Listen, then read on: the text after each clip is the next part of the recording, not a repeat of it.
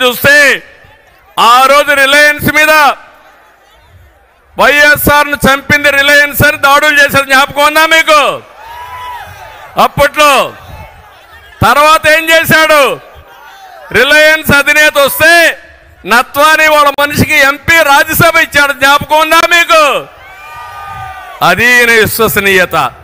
ఇలాంటి విశ్వసనీయత ఉండే వ్యక్తిని ఏమనాలి నాకైతే అర్థం కాల.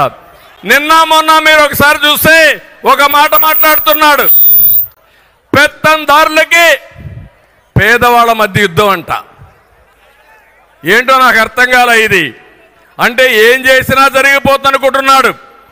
దేశంలోనే ఎక్కువ సంపద ఉండి ఎక్కువ ఆదాయం వచ్చే ముఖ్యమంత్రి జగన్మోహన్ రెడ్డి 510 కోట్ల రూపాయల సంపద. దేశంలో ఉండే అందరూ ముఖ్యమంత్రుల ఆదాయం ఎంతుందో దానికంటే ఎక్కువ ఆదాయం సంపద ఈయనకుంది. నేను అడుగుతున్నా, ఇప్పుడు 5 ఏళ్లలో మీ ఆదాయం పెరిగిందా? పెరిగిందా మీ ఆదాయం? ఆయన ఆదాయం పెరిగింది. ఎట్లా పెరిగిందో మీకు చెప్పాలి కదా. ఇప్పుడు చెప్పే ధైర్యం జగన్మోహన్ రెడ్డికి ఉందా అని అడుగుతున్నా. చెప్తాడా అని మిమ్మల్ని అడుగుతున్నా. తమ్ముళ్ళు, ఎక్కడ చూసినా దోపిడీ ఇలాంటివన్నీ చేసి ఇష్టానుసారంగా పెంచుకొని ఈయన వీళ్ళ మనుషులందరూ కూడా దోపిడీ చేసే పరిస్థితికి వచ్చారు. నేను అందుకనే ఈరోజు అడుగుతున్నా, ఇవన్నీ మీరు సంపాదించారు, మీరు దేశంలోనే రిచెస్ట్ మ్యాన్గా తయారయ్యారు. ఈ రాష్ట్రంలో ఉండే ప్రజలు మాత్రం దేశంలో నిరుపేదలుగా తయారయ్యే పరిస్థితి తెచ్చారు. అది మీరు చేసిన ఘనత అని చెప్పి కూడా నేను మీకు తెలియజేస్తున్నా. ఈరోజు ఇంకొక పక్కన ఈ జిల్లాలో ఈ రాష్ట్రంలో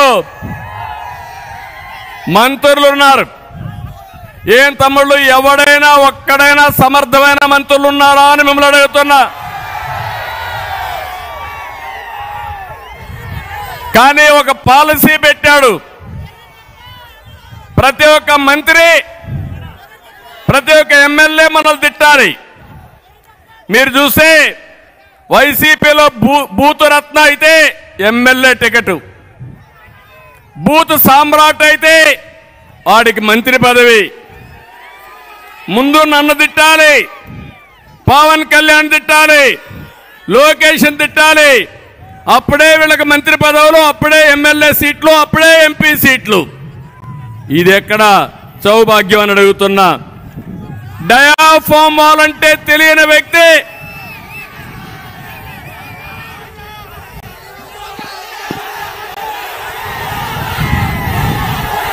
ఓకే, హుషారుగా ఉన్నారు మీరు. డయాఫామ్ వాల్ అంటే తెలియని వ్యక్తి ఇరిగేషన్ శాఖ మంత్రి. పెట్టుబడులంటే కోడిగుడ్డు అనే వ్యక్తి ఐటీ మంత్రి. ధాన్యానికి సంచులు ఇవ్వలేని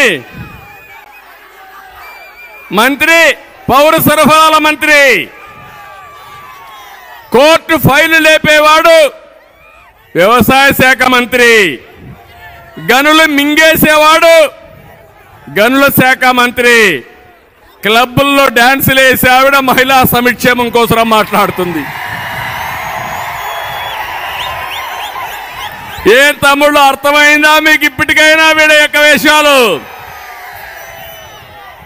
వీళ్ళ పెట్టుకొని మనం అంతా కూడా రాజకీయం చేయాల్సి వస్తా ఉంది. నేను గాని, పవన్ కళ్యాణ్ గాని, వేదిక పైన నాయకులు గాని మీ మీద గాని దాడులు చేశారా లేదా అని మిమ్మల్ని అడుగుతున్నా. ఏంటి దౌర్భాగ్యం అని మిమ్మల్ని అడుగుతున్నా. అంటే రాజకీయాల్లోకి వచ్చింది మన మీద దాడి చేయించుకోవడానికి కానీ మిమ్మల్ని అడుగుతున్నా. ఇలాంటి వ్యక్తుల్ని ఏం చేయాలనో ఆలోచించాల్సిన బాధ్యత మీ అందరి పైన ఉంది. నేను అడుగుతున్నా, ఇక్కడే వాళ్ళందరినీ బీసీలు ఉన్నారు. మొన్నే ప్రవేశపెట్టాం జై హో బీసీ అని. బీసీల కోసం ఒక ప్రత్యేకమైన కార్యక్రమం తెలుగుదేశం పార్టీ తీసుకున్నది. నేను మీకు అందరికీ హామీ ఇస్తున్నా, తెలుగుదేశానికి వెన్నెముక బీసీలు. ఆ బీసీలకు ప్రత్యేక ప్రణాళిక తీసుకొస్తాం. న్యాయం చేసే బాధ్యత తెలుగుదేశం పార్టీ తీసుకుంటామని బీసీలందరికీ